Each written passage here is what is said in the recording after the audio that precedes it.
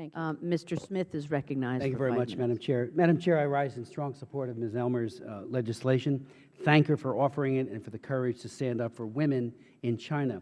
You know, it's interesting, 3 days after President Obama was sworn in, he directed the administration to resume funding for the UNFPA. So there was no careful analysis as to the complicity of the UNFPA in the barbaric one-child-per-couple policy.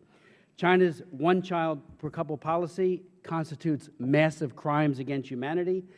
The sheer magnitude of the loss of human life, the babies as well as the women's lives who have been utterly hurt, and I'll get to this in a moment, by this policy has no parallel in human history. The one-child-per-couple policy has made brothers and sisters illegal.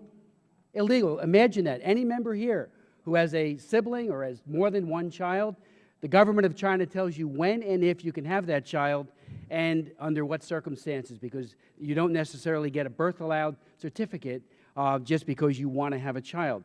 There are no single moms in China. Let me say that again.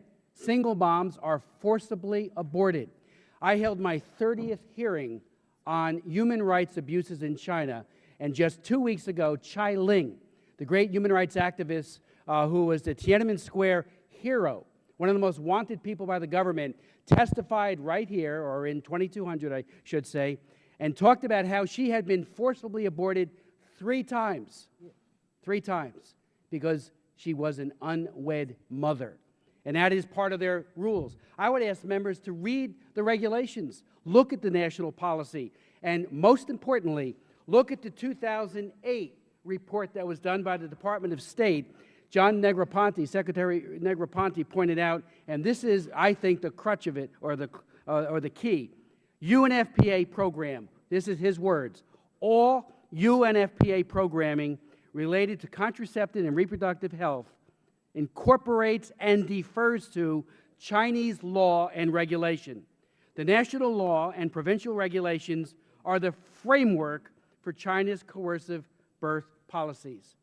China, the UNFPA, comports, implements, supports, and if you look over the 30 years of what the UNFPA has done in China, it has been to aggressively defend the one-child-per-couple policy to all comers, critics here in the Congress, critics anywhere in the world, and now in particularly South-to-South work, they are actually exporting child limitation policies to Africa and elsewhere. The Population and Refugee Assistant Secretary, Deputy Assistant Secretary, asked a series of 38 questions to the UNFPA back in 2008. There is no transparency. We are not told, and we're not told, what it is that the UNFPA does in China, what their teaching materials are made up of, and when asked about audits and internal reports, we were told to pack our bags. We will not tell you. These are all confidential. So we're expected to fork over $50 million of hard-earned taxpayer dollars, and they won't even tell us what they're doing, what the teaching materials look like, and the bottom line is, what is the consequence? Broken women and dead babies. I would finally just say to my colleagues that I hope that members will read this report. You know, we're talking about a dictatorship. We're talking about a UN agency that has aided and abetted a one-child-per-couple policy that we would never accept in the United States, that no democracy, I don't think, would allow to happen. And yet, because it's a dictatorship and the UNFPA can operate under cloak and concealment and not provide information, again, there's no transparency, women are being exploited as never before. 500 women per day commit suicide in China, according to the World Health Organization.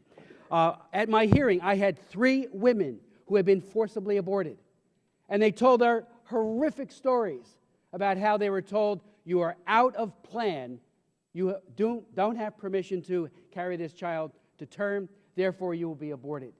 Again, look at what the UNFPA does in China. They completely and totally adhere to Chinese law.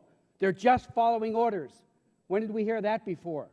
I hope members will join with Ms. Elmers, support this legislation, because when Mr. Berman, and I certainly respect the ranking member, we have other programs that we can provide money to for important life-saving maternal you, health Mr. and the Smith. like. UNFPA has disqualified itself. Thank you, Mr. Smith.